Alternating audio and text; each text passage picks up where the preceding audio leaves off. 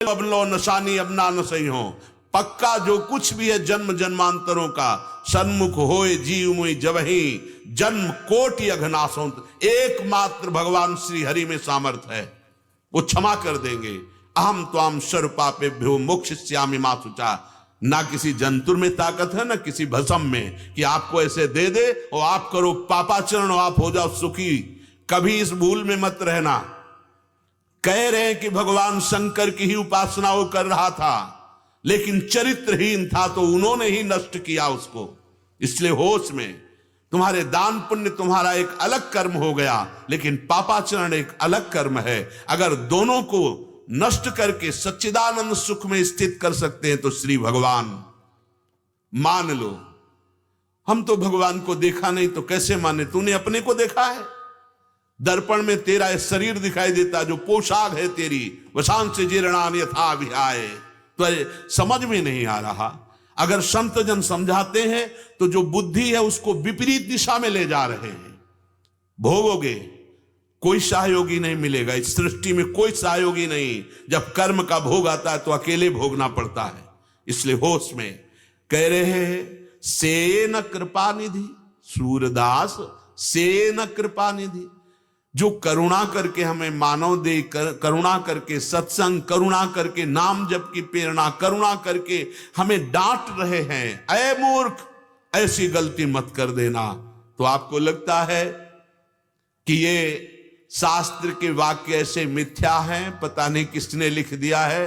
नहीं, छाती की बात कहते हैं। एक एक अक्षर परम सत्य ब्रह्म स्वरूप है। आप आचरण करके देखो शास्त्राज्ञा से, आपको सच्चिदानंद सुख मिलेगा। मनमानी आचरण कर लो तो देख लेना समय पर। बहुत देखा है भ्रमण करते हुए, बहुत ऊंचे ऊंचे पदों में, बहुत वैभवशाली, चेहरा उदास, हृदय जल रहा है, एकांत हुए तो रो पड़े, बहुत अशांति है, बहुत कलह है परिवार में। तब लगता है आपको इतने बड़े पद में इतना वैभव कि वो गाड़ी से आते थे तो 10 गाड़ियां उनके पीछे चलती थी। क्या है? अरे देवराज इंद्र को सुख नहीं है। जो एक अकिंचन भगवत प्रेमी महात्मा को सुख होता है वो ब्रह्मा जी को भी नहीं है। तभी वो महापुरुष जो भगवान के अनुराग में डूबा हुआ है, न पारमेष्ठम न महेंद्र धिष्णम, एकदम यहीं से शुरू किया। मुझे ब्रह्मा का पद नहीं, देवराज इंद्र का पद नहीं चाहिए, योग की सिद्धियां नहीं चाहिए, मोक्ष नहीं चाहिए। हे हरि, आपका नाम स्मरण करते हुए, आंसू बहाते हुए आपकी आज्ञा में चलूं, बस यही जीवन का सार है। तो ऐसा जिनके कानों में सत्संग का शब्द पड़ रहा है, अब दोबारा गलती ना हो और अपने जीवन को सार्थक कर लिया जाए। नहीं तो हम अन्य को दोष देते हैं कि अमुक हमको दुख दे रहा है, अमुक हमको परेशान कर रहा है। कोई नहीं, ये सब मेरी ये आई कुमति, कुमति भ्रष्ट बुद्धि से जो मैंने आचरण किए, वो किसी व्यक्ति में बैठकर, किसी घटना का रूप लेकर, किसी रोग का रूप लेकर मेरे को दंड देगा। फिर हम कहेंगे अमुक व्यक्ति मुझे सता रहा है, पता नहीं ये कैसे घटना घट गई, अरे अब तो अमुक रोग हो गया है, अब क्या करूं, अब कांप रहे हैं। क्यों कांप रहे हो? तुम्हारी बुद्धि ने सलाह दी थी, वही कर्म किए थे, उसी का परिणाम आ रहा है। अपने ही अभिमान दोष दुख पावत हूं मैं अति, ये सब मेरी ये आई कुमति। बड़े महापुरुष हैं, कह रहे मेरी ही कुमति का फल हुआ। संतों ने तो समझाया, शास्त्रों ने भी समझाया, पर मैं अभिमानी, अभिमान दोष दुख पावत हूं मैं अति, ये सब मेरी ये आई कुमति। अभी मनमानी आचरण कर रहे हो, अवसर दिया गया है, बहुत बुद्धि है। प्रश्न करते हैं कि भगवान ने सब कुछ बनाया है, भगवान की शक्ति के बिना पत्ता भी नहीं हिल सकता है, फिर हमको क्यों दंड दिया जाता है? ठीक है, हम कह रहे हैं आपको खेती दी गई है, भगवान ने दी है, आपको बल भी दिया गया है, आपको बीज भी दिया गया है। अब आप क्या बोलते हो? ये तुम्हारे को छूट दे दी गई है, तुम्हें बुद्धि दी गई है, तुम्हें शारीरिक बल दिया गया है, मानसिक बल दिया गया है, और कर्म भूमि, भारत भूमि दी गई है। अब आप क्या कर्म करते हो इसमें, ये तुम्हारे ऊपर छोड़ दिया गया है। बिजली है, प्रयोग कहां करते हो? छुओगे मर जाओगे। देखो प्रकाश दे रही है, देखो आवाज बढ़ा है, ये सब बिजली से चल रहा है। पावर तो तुम्हें दिया गया है, लेकिन उसका प्रयोग कहां करते हो? यदि पापाचरण में तो दंडनीय अपराध है, और पुण्य करोगे तो उससे सुख मिलेगा लौकिक। लेकिन पाप और पुण्य दोनों से रहित सच्चिदानंद में प्रभु का नाम जप करोगे, भगवत लीला सुनोगे, दूसरों को सुख पहुंचाओगे, तो भगवान की प्राप्ति हो जाएगी। दोष देने के लिए बुद्धि तो बहुत है आपकी प्रवीण, लेकिन दोष रहित तो होने के लिए नहीं। होश में आकाश में थूकोगे, तुम्हारा ही मुंह गंदा होगा, वहां कोई फर्क पड़ने वाला नहीं। अवसर है, भगवान की बात मान लो, आश्रित हो जाओ, नाम जप करो, पापाचरण बंद करो। ये जो तुम्हारा अभिमान है, ये सब मिट्टी में मिल जाएगा।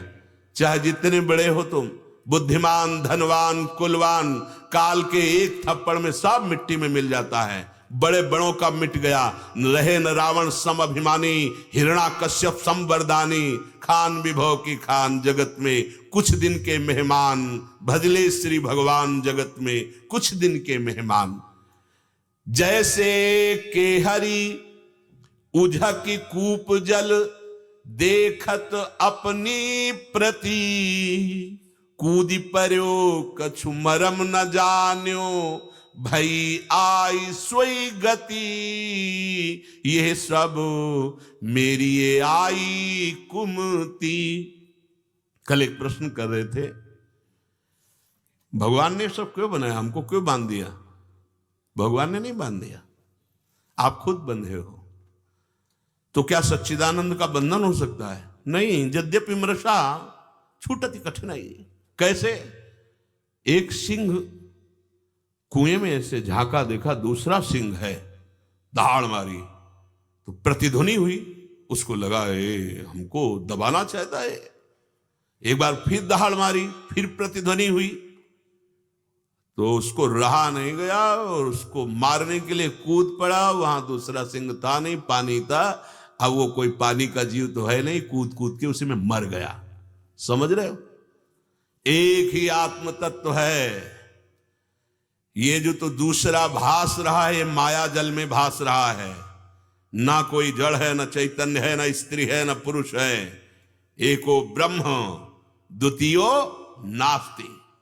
मरा वो शेर, उसमें कूद के मरा। ऐसे हम मर रहे हैं भोगों में, बड़े सुखी होने का दावा पेश कर रहे हैं।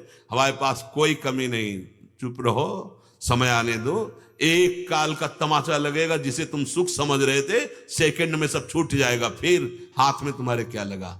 वही दशा, कूद कूद के उसी पानी में मरा, समझ रहा था दूसरा शेर है इसमें, हम उसको परास्त कर देंगे। आगे कह रहे, ज्यों गज फटिक शिला में देखत, दशननि डारत हती, जो तू शूर सुख ही चाहत है, तो करी विषय बिरती, ये सब मेरी ये आई कुमति। गजेंद्र जो हाथी है, बड़ा बलवान, स्फटिक शिला, श्वेत एकदम दर्पण की तरह, उसमें देखा दूसरा हाथी, प्रहार किया, दांत टूट गए, और प्रहार किया, खोपड़ी के बार बार मूर्छित होकर गिर पड़ा। कोई दूसरा नहीं था। बस यहां कोई दूसरा नहीं है। तू अपने आप से अपने आप को बंधन में डाल रहा है, तू अपने आप से अपने आप को मुक्त कर ले। भगवान ने कहा है अपने आप अपना उद्धार कर ले। ये सहयोग हो रहा है उस सच्चिदानंद की तरफ से कि तू सच्चिदानंद जो देह में फंस गया है, सुन सुन करके मनन करके बोले जो सुख चाहत है तो करी बिरती, ये गंदे आचरणों से, पापाचरण से अपने आप को बचा ले। तो श्रीपाद प्रबोधानंद जी महाराज कह रहे हैं, मौढ़्यम, अय मूर्ख, मेरी बात मान ले, मान लो। नहीं ऐसी दशा हो जाती है, नए नए बच्चे नई अवस्था के, जिनका जीवन परम मंगल, राष्ट्र सेवा, भगवत सेवा, समाज सेवा के लिए ये मानव जीवन में नष्ट हो रहे हैं, आके कह रहे हैं कि वैसा लगता है शरीर को नष्ट कर दे, तब लगता है ये शास्त्र विरुद्ध आचरण करने के कारण तुम्हारी ऐसी दुर्गति हुई। मान लीजिए बहुत ही प्यार है हम लोगों के ऊपर, तब ये महापुरुष डांट रहे हैं।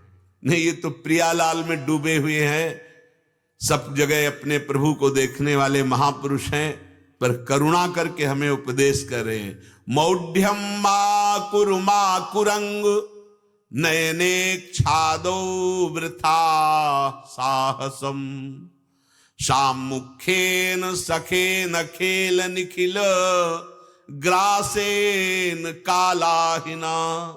ऐ मूर्ख, किसी भी स्त्री की तरफ काम भाव से मत देख, नहीं तेरी आयु नष्ट हो जाएगी, श्री नष्ट हो जाएगा, बुद्धि भ्रष्ट हो जाएगी। जिमि कुपंथ पग दे खगेसा, राहे न बुद्धि तेज बल लेसा। जो इस मार्ग में अर्थात पराई माता बहनों की तरफ काम भाव से दृष्टि करके क्रियाएं करता है, उसका तेज, उसका बुद्धि, उसका बल, उसकी आयु सब नष्ट हो जाती है।